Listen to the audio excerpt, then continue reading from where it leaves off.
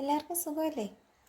ഇന്ന് പ്രത്യേകിച്ച് അധികം ജോലിയൊന്നും ഇല്ലാത്ത, അതായത് ഇന്നലത്തെ കറി രാവിലെ ചമ്മന്തി ഉണ്ടാക്കിയിരുന്നു. അതിനെ ഒന്നൊരു പുളിശ്ശേരിയാക്കി ഒഴിച്ചുകൂട്ടാനാക്കി മാറ്റിയിട്ടുണ്ട്, തൈരൊക്കെ ഒഴിച്ചിട്ട്. പിന്നെ ഇന്നലത്തെ തോരൻ ഇരിപ്പുണ്ട്, അച്ചാർ, അങ്ങനത്തെ കുഞ്ഞു കുഞ്ഞ് മീൻ, അങ്ങനത്തെ കുഞ്ഞു കുഞ്ഞു സാധനങ്ങളൊക്കെ ഇരിപ്പുണ്ട്. അപ്പോൾ ഇന്നിനി അങ്ങനെ പ്രത്യേകിച്ച് ചോറ് മാത്രം വെച്ചാൽ മതി, ബാക്കിയൊക്കെ കുറേശ്ശെയൊക്കെ ഇരിപ്പുണ്ട്. അപ്പോൾ പ്രത്യേകിച്ച് അധികം പണിയൊന്നുമില്ല. എന്നാൽ പിന്നെ ഇവിടെയൊക്കെ അടുക്കളയൊക്കെ മെനയാക്കി എടുക്കാമെന്ന് വിചാരിച്ചു. വേറൊന്നുമല്ല, കുറച്ച് ദിവസമായി തുടച്ചിട്ട്. ഞാനങ്ങനെ എപ്പോഴും നീറ്റാക്കി ക്ലീനാക്കി രാവിലെയും വൈകുന്നേരമൊക്കെ തുടച്ച് ഇങ്ങനെ അങ്ങനത്തെ ഒരു ടൈപ്പ് ആളല്ല കേട്ടോ. ഞാൻ ഇങ്ങനെ വൃത്തികേടായിട്ട് കിടക്കുകയാണ് എന്ന് എനിക്ക് തോന്നുമ്പോഴത്തേക്ക് വൃത്തിയാക്കുന്ന ടൈപ്പ് ഒരാളാണ്.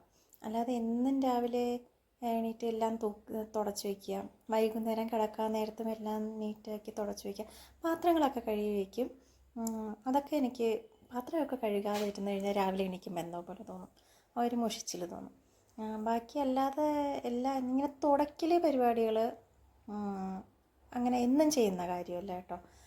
ബാക്കി എല്ലാം ഒക്കെ എന്നും ചെയ്യുന്നത്. ഗ്യാസൊക്കെ തുടയ്ക്കുന്നത് ഞാൻ ഇപ്പോൾ ഇന്ന് തുടച്ചു എന്ന് വെച്ചോ, ഇന്ന് പ്രത്യേകിച്ച് അതിൽ കാര്യങ്ങളും പേസ്റ്റ് അങ്ങനെയൊന്നും ആയില്ല, വൃത്തികേടൊന്നും ആയില്ല, നാളെയും ആയില്ല എന്നുണ്ടെങ്കിൽ അതിന് എപ്പോഴാണോ വൃത്തികേടായിട്ട് തോന്നുന്നത്, എന്തെങ്കിലും കഞ്ഞിയോ പാലോ അങ്ങനെയൊക്കെ ഉണ്ടാക്കുമ്പോഴത്തേക്ക് തിളച്ച് തൂവുകയൊക്കെ ചെയ്തിട്ടൊരു വൃത്തികേടായിട്ട് കിടക്കൂലേ, കറുത്തൊക്കെ ഇരിക്കൂലേ, അങ്ങനെ എപ്പോഴാണോ ആവുന്നത് ഞാൻ അപ്പോഴേ തുടയ്ക്കുള്ളൂ.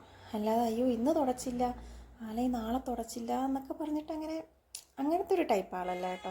എപ്പോഴാണോ എനിക്ക് തോന്നുന്നത് തുടയ്ക്കാൻ, അല്ലെങ്കിൽ എപ്പോഴാണോ എനിക്ക് സമയം കിട്ടുന്നത് അപ്പോഴും ഞാൻ തുടയ്ക്കാം. അല്ല ഞാൻ ഇതിന് വേണ്ടിയിട്ട് അയ്യോ തുടച്ചില്ല ഇനിയിപ്പോൾ എന്ത് ചെയ്യും, ആൾക്കാർ കണ്ടാൽ എന്ത് ചെയ്യും എന്നൊക്കെയുള്ള ഒരു ടൈപ്പ്, അങ്ങനത്തെ ഒരു മെൻറ്റാലിറ്റി ഉള്ള ആളൊന്നുമല്ല.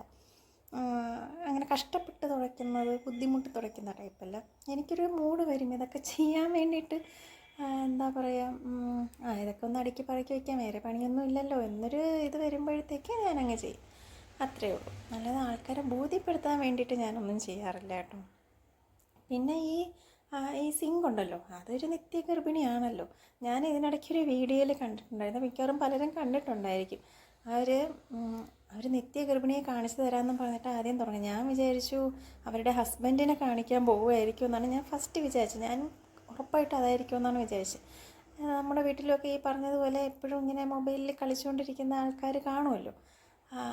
അപ്പം ഇങ്ങനെ ഇരിക്കുകയല്ലേ, ഗർഭിണികൾ പോലെ അനങ്ങാതിരിക്കുകയല്ലേ. അപ്പോൾ ഞാൻ വിചാരിച്ചു അങ്ങനെ ആയിരിക്കുമെന്നാണ് വിചാരിച്ചത്. പക്ഷെ കാണിച്ചത് നേരെ സിങ്കിലോട്ടാണ്. പക്ഷെ സംഭവം ശരിയാണ് കേട്ടോ. ഈ സിങ്കിനകത്ത് ഒരു പാത്രം പോലും ഇല്ലാത്ത ഒരു ദിവസം ഞാൻ കണ്ടിട്ടില്ല. ഞാൻ എല്ലാം വൈകുന്നേരം ആകുമ്പോൾ എല്ലാം കഴുകി നീറ്റാക്കി ഇട്ടുമ്പോഴത്തേക്ക് അതായത് ലാസ്റ്റിൽ കിടക്കുന്ന ആൾക്കാർ, അല്ലെങ്കിൽ ലാസ്റ്റിൽ എല്ലാം കഴുകിയൊക്കെ ഞാൻ വെളിയിൽ ഇറങ്ങുമല്ലോ, നമ്മൾ ടി വി കാണാനോ വേറെ എന്തെങ്കിലും കാര്യങ്ങൾക്ക് വേണ്ടിയിട്ട് പുറത്ത് പോകുന്ന ടൈമിൽ ആരെങ്കിലും അടുക്കളയിൽ കയറും, വെള്ളം കുടിച്ച ഗ്ലാസ് ആയാലും മതി, അതിനെടുത്ത് സിങ്കിനകത്ത് ഒന്ന് കഴുകി വയ്ക്കാവുന്നതേ ഉള്ളൂ ഈ കയറുന്ന ആൾക്കാർക്ക്. പക്ഷേ അതങ്ങനെ സിങ്കിനകത്ത് ഇട്ടിട്ട് പോവും. അതൊരു രസം. അതിങ്ങനെ എന്തെങ്കിലും സിങ്കിനകത്ത് കിടക്കണില്ല എന്നുണ്ടെങ്കിൽ ഒരു സുഖക്കുറവ് പോലെയാണ് കാണുമ്പോഴത്തേക്ക്. അത് സത്യമാണ് കേട്ടോ. ഈ സിങ്കാണെന്ന് തോന്നുന്നു നമ്മുടെ വീട്ടിലെ നിത്യ ഗർഭിണി. ശരിയാണ്. പിന്നെ നമ്മൾ ടി വി കാണുന്ന റൂമിലിരുന്നിട്ടാണ് ഫുഡ് കഴിക്കണതും പിന്നെ ചായയൊക്കെ കുടിക്കണം. അങ്ങനത്തെ കഴിപ്പിൻ്റെ പരിപാടികളൊക്കെ ഞങ്ങളിവിടെ ടി വി ഇരിക്കുന്ന റൂമിലാണ്. അവിടെ ഈ ചായ കുടിച്ചിട്ട് നമ്മൾ കസേരയിൽ ഇരുന്നായിരിക്കുമല്ലോ ചായ കുടിക്കുന്നത്. ചായ കുടിച്ചിട്ട് അതിൻ്റെ തൊട്ട് താഴെയായിട്ട് ഗ്ലാസ് അങ്ങ് വയ്ക്കും. പക്ഷെ ഊണ് കഴിച്ച പാത്രം ഞാൻ ഒന്നിയിൽ കഴിക്കണവർ എന്നെ കൊണ്ടുവന്ന് വയ്ക്കും, അല്ലെങ്കിൽ ഞാൻ തിരിച്ച് വരുമ്പോഴത്തേക്ക് എടുത്തുകൊണ്ട് അങ്ങ് പോരും. പക്ഷേ ഈ ഗ്ലാസ്സുകൾ, ഈ എത്ര കസേരയുണ്ടോ ആ കസേരയുടെ രണ്ട് സൈഡും ഗ്ലാസ്സുകൾ കാണും. അത് നിങ്ങളുടെ വീട്ടിലൊക്കെ അങ്ങനത്തെ ഒരു പരിപാടി ഉണ്ടോ?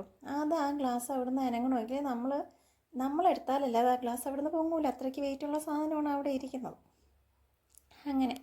അങ്ങനെയൊക്കെ ആയിരിക്കും മിക്കവാറും എല്ലാ വീട്ടിലൊക്കെ, ഒരുവിധപ്പെട്ട വീടുകളിലൊക്കെ അങ്ങനെ തന്നെയൊക്കെ ആയിരിക്കും കേട്ടോ.